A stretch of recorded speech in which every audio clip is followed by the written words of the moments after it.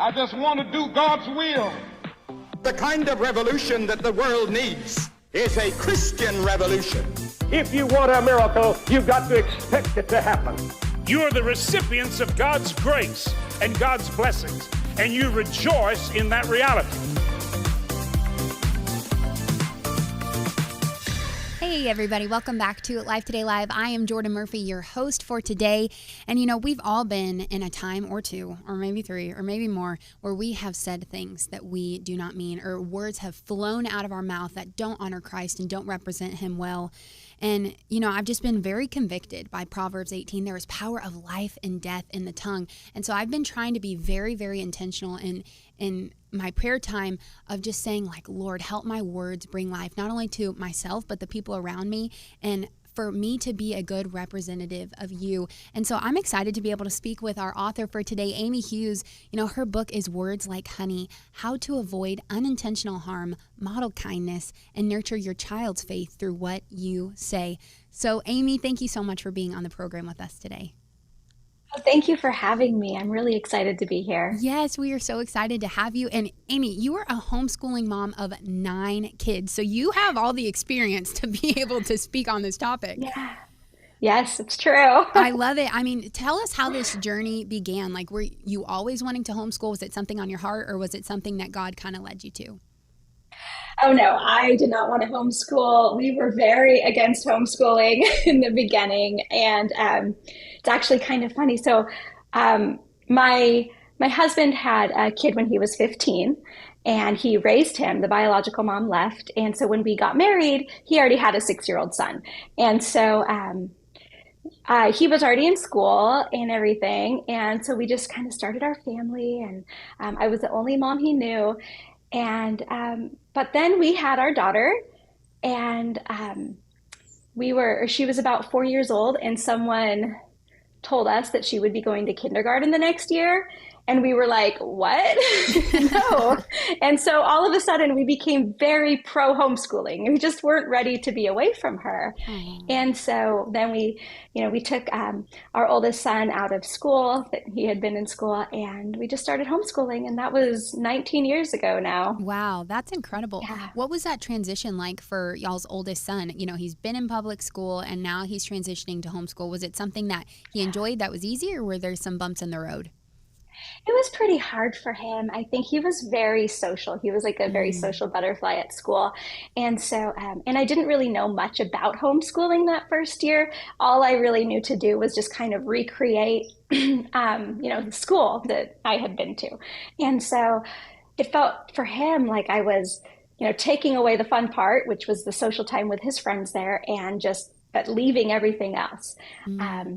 So that was a hard first year, but after that, I kind of became determined that I was going to make things better because I didn't want that to happen again. And so I did a lot of research on homeschooling and different methods, and learned to kind of release those arbitrary expectations that the school system put on and do things differently. And from that point, it was good. Wow, that's awesome. You know, what do you say to those people with your experience now, looking back? You know, I think it's hilarious how you were like, no, we did not want to homeschool, because a lot of people that I talk to say the same thing. And it's just the Lord brings you to what your family needs, right? And, what do you say to those people who are maybe, teeter-tottering of, oh, what is the best thing for our family? Oh, we're not sure if this is the right thing, but they're worried about the social aspect. That, I would say, is the number one thing that I hear, is that parents are worried that their kids won't be socially developed if they go the homeschooling route. Yeah. When we started, there weren't as many things out there, and it was still okay. We still found them, but now homeschooling is so big. There are so many people doing it. There are so many programs. You can find, there are co-ops and homeschool meetups, but there are also like little forest schools where your kids can go once or twice a week, and farm schools. And there's so much out there now that I don't think the social aspect, it's not even in my mind a thing anymore, because if you want it, if you want to look for that, if that's something that you value for your family and your children, you can find that social aspect. Amen. And also send me to the farm school, because that Yeah, I sounds know. so exciting and so fun. Right? And then also it gives me hope for like when my husband and I have children, because Yeah. once we get past like third grade math, I think it's over for me, you know? So it's Yeah. very encouraging to know that there are other people ready to, Yeah. you know, help out. But I love yeah. the title of your book. And to be completely honest, like I know we were talking about this before the program even started, like this has been the exact words that I have prayed for myself, because I noticed that the words that were coming out of me, I'm like, wow, like this is not a fruit of the Spirit, you know, like, Lord, Yeah. please help my words to be like honey and be soothing. So where did the title of this book originate for you, and how have you seen this metaphor play out in your life and your children's lives?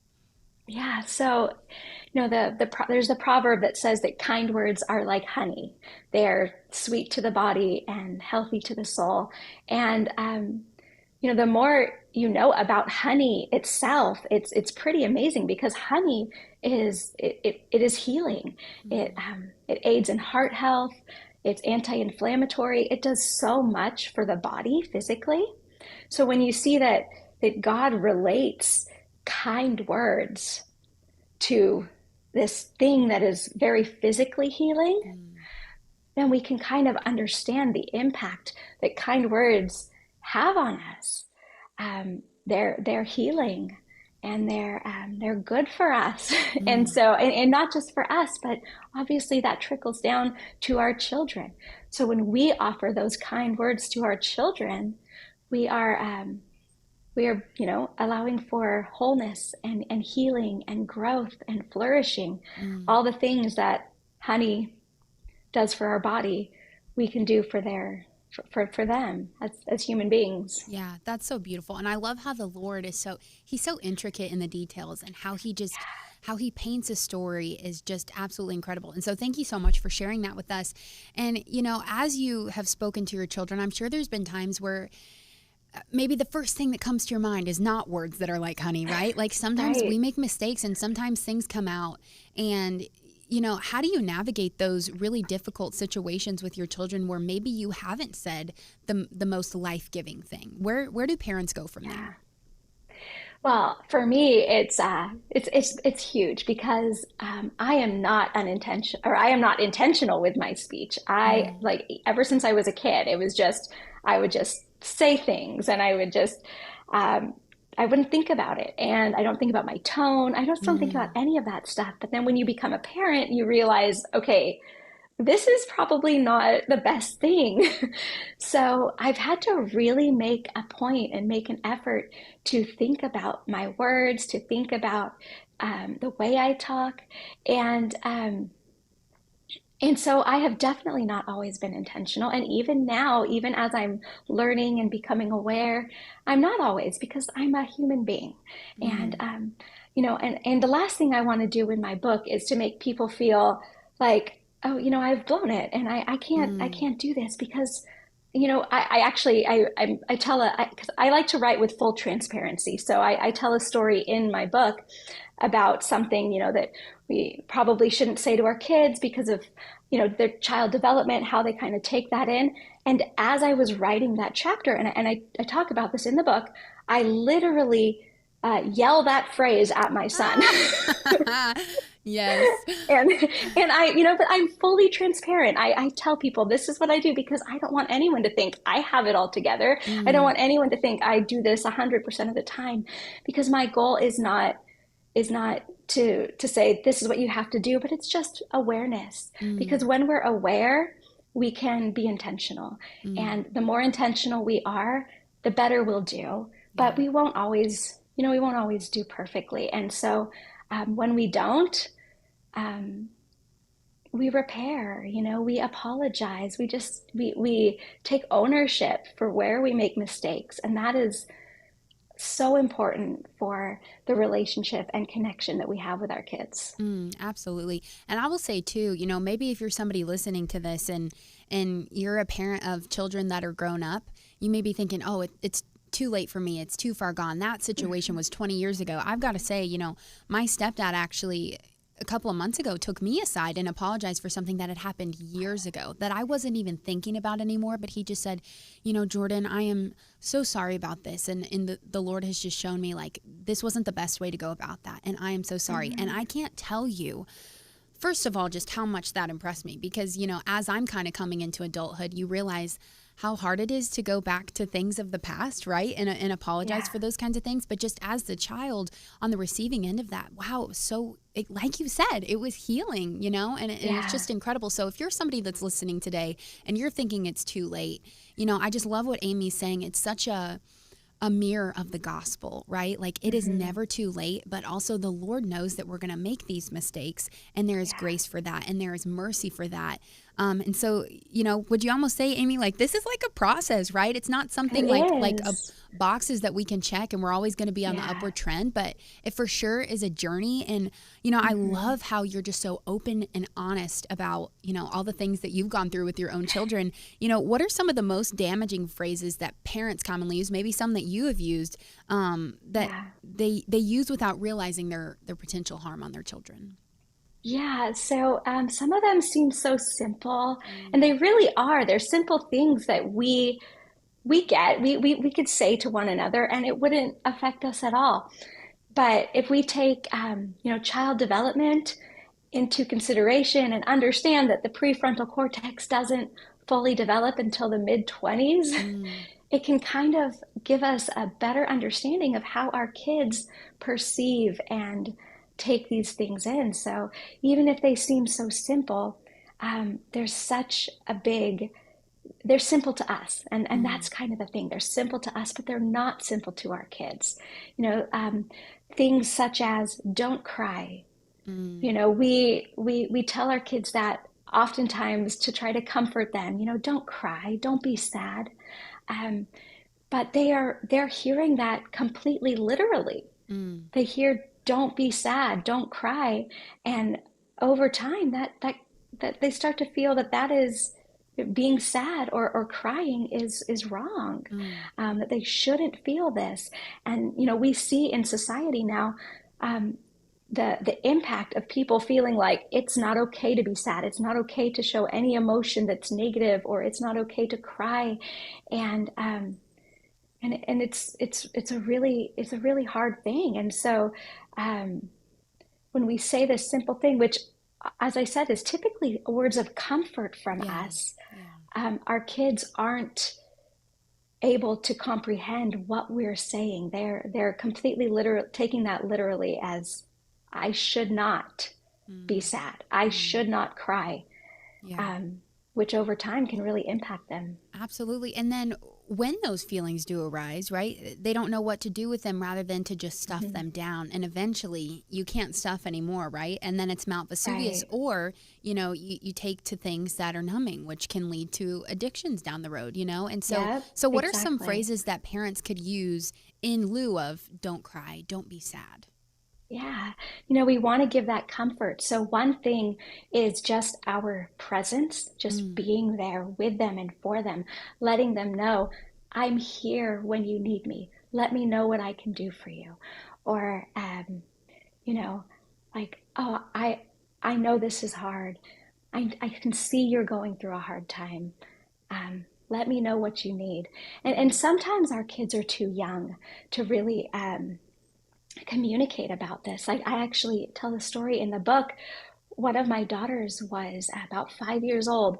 She was outside playing with her siblings, and she started hitting the car and screaming. And I go out and I'm like, why is she mad?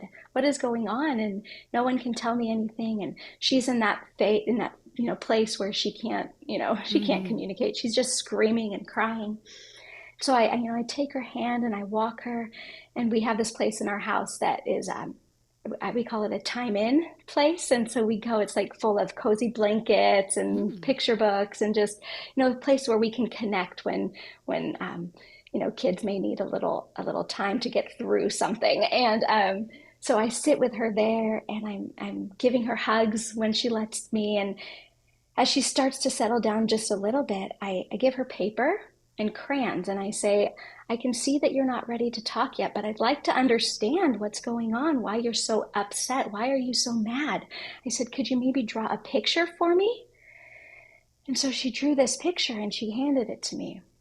And in the picture were a bunch of faces in one corner, and in the other corner was her face, and it had tears running down the face. And I realized she wasn't mad at all. She was just sad. And she was, her sadness was coming out as anger. That is how she was showing that sadness. And, that did so many things for me at that time. It helped me understand her better, because she often threw these huge fits that I thought she was just angry. Why is she so angry? And I'm starting to realize that is how she showed her sadness. And so it also helped me, one, to understand her, and two, to communicate better with her and let her know it's okay to be sad. It's okay to have, hard times and to cry. And I'm here for you. When I'm here when you need me, God is here, always comforting you, and really just help to walk her through those times better. Letting her know those feelings are okay. Yeah, and being able to name it, even at that very young age, is such a powerful tool, because I think it's at any age, but especially a young age, when you're feeling all these big emotions, and there's that kind of sense of anonymity there of, why am I feeling what I'm feeling, and what is it that I'm feeling? That can be very overwhelming. Where do you go from there? Because I'm not a parent yet myself, but I have many people in my life that are parents and are new parents, right? And they teeter-totter between wanting to comfort their children, but also wanting, to lead their children in the way that they should go. They struggle between empathizing with their children and disciplining their children. Where do you stand with that? Is there a balance, or how do y'all navigate that in your family? Yeah, I do think there's a balance. I think that our first, in any disciplinary or conflict, I think that connection is the most important thing to have first. And in fact, we often say we connect before we correct. In moments of, when our kids are having a hard time, or when they're acting out or not listening, I find that just, doling out threats and punishments typically it may stop the behavior immediately, but it doesn't do anything for the long run. And it can in fact bring start to build kind of a barrier between parent and child. So we try to, in the moment, find a place of connection. Where can we step aside to talk to one another? Where can we, go to that little time in corner and just pause. And then once we have found connection, then we correct, then we address the behavior, then we talk about what we should do differently, why that behavior wasn't okay, how we can communicate these needs in a healthier way. Different things like that I feel have really helped to strengthen our relationship, strengthen our bond, and offer or show our kids the love and the grace of Christ, and at the same time help them to learn like some critical thinking and problem solving, so that when they face things in their life, they don't just take them at face value, but they can think them through. Why should I not do this? What is the right thing to do in this moment? And it kind of helps them to learn and grow moving forward. Yeah, that is incredibly powerful. And I love that you're giving them tools now that will carry them the rest of their lives, right? Because, if you don't develop those skills young, then once you do get to adulthood, it gets, because there's some that I didn't develop, and then it gets really difficult. You feel like you're having to play catch up. But if you've been using those tools, you're exercising them, you have a toolkit. Whenever trouble arises, you pick it out and you know what to use and you know how to go forward. So I love that you were, instilling in your kids these life skills that they can carry without them, and then also share them with others. Thank you so much for being on the program with us and just sharing how words like honey can be tools that, you give to your children, but also that they can share with others and that they can use throughout their entire lives. What do you say maybe to the parents that are listening right now that may be feeling overwhelmed by, how do I even start, right? Because sometimes it can feel like, oh my goodness, like these kids are driving me wild. I don't know where to go from here. And maybe they feel like they have to monitor every single word that's coming out of their mouths, right? You know, what is a good starting point for them, and what would you echo to them today? I would say just to start slow, to kind of think about some of the things that you're saying and, what you might be able to say instead if it's maybe, if you're noticing in your child that maybe it's not having the right impact. And, just one thing at a time. As you build up and build up, it'll get a little bit easier and a little bit easier, but also that it's okay if you're not perfect. You're not Amen. going to be. And repair is always possible. So no matter how many times you say the thing you don't want to say, just like we know, what Paul kept doing the thing he didn't want to do, we're the same. And so no matter how many times you say that, you can always turn around and say, I'm sorry to your kids. Yes, amen. I love that. And what a great model of Christ. And so thank you so much for being on the program with us today. I know you guys are going to want to get connected with Amy, so make sure you go out and you get her book, Words Like Honey, wherever you find books. And then also you can get connected on her website, simplelittleamy.com. Thank you so much, Amy, for being on the program with us. And just God bless you. Thank you so much for listening with us today. And we'll see you next time on Life Today Live. This is your hour, angry mob. Forever. And the hour of darkness. But enjoy it.